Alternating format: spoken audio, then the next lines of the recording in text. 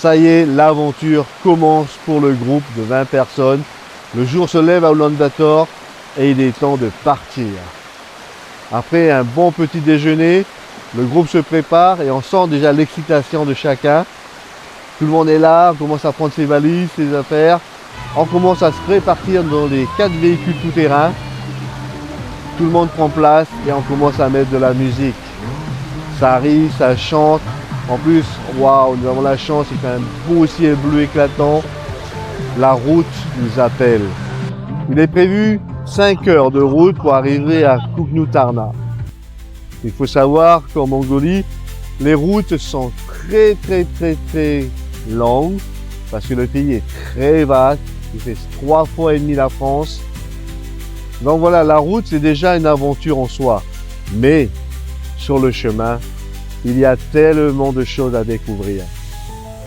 Les paysages défilent et on est tous là à contempler tout ce qui se passe. Et voilà, nous sommes déjà aux premiers arrêts.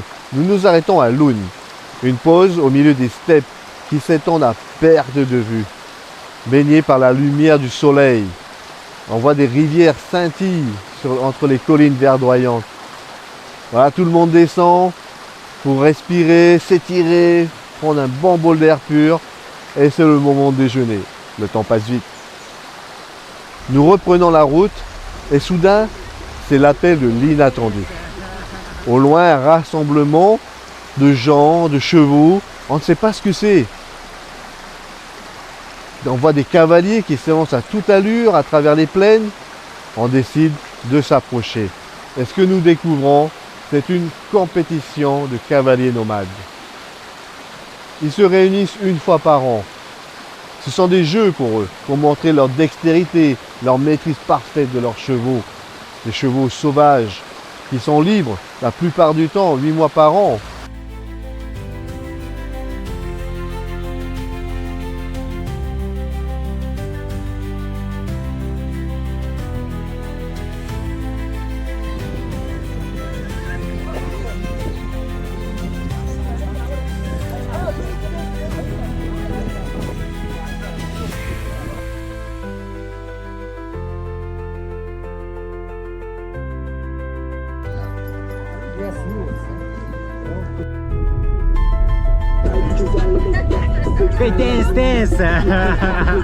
Ça y est, nous arrivons à Kuknu-Tarna. Waouh, le souffle des grands espaces. Le paysage change. Les steppes s'élargissent encore et s'étendent à perte de vue. Des troupeaux de chevaux encore. Le vert intense des collines contraste avec le ciel bleu.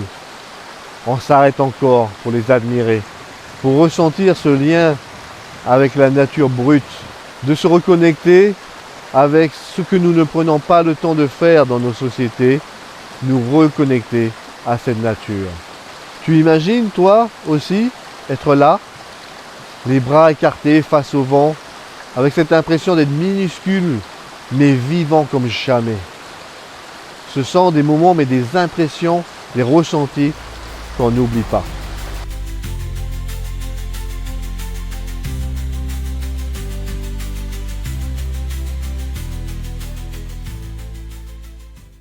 Et waouh! Et ça y est, on a envie de gambader, on a envie de sortir, on a envie d'aller découvrir les environs. Pour se dégourdir les jambes, c'est parti pour une petite marche aux alentours.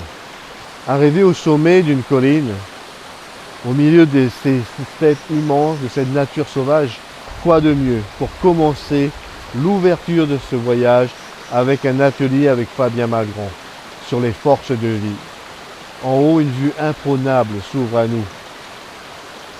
Ça invite vraiment à waouh, prendre le temps, se poser, être dans la contemplation et l'introspection. Pourquoi il est essentiel de prendre conscience de nos forces de vie? Bien, grâce à cela permet d'améliorer notre santé déjà. Avoir une circulation harmonieuse de l'énergie vitale dans notre corps pour le bon fonctionnement de nos organes, de nos systèmes corporels. Équilibrer nos émotions. Lorsqu'on arrive à identifier les déséquilibres énergétiques puissant en nous, nous pouvons mieux gérer le stress, l'anxiété, les émotions. Lorsqu'on développe notre clarté mentale, eh bien, on a une énergie bien canalisée qui favorise la concentration, la créativité, les prises de décision.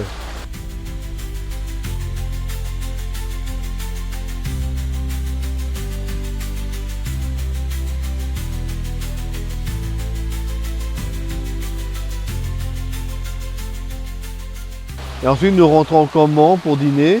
Et là, les chauffeurs nous ont préparé une surprise. Des chants mongols. Et nous voilà finir la soirée en dansant dans le noir sur la musique mongole. Une belle journée déjà qui démarre super bien. Une soirée qui se termine bien aussi, dans une belle ambiance. Et les choses sérieuses ne feront que commencer, car demain, d'autres surprises nous attendent. Je vous dis à demain pour la prochaine aventure. Au revoir.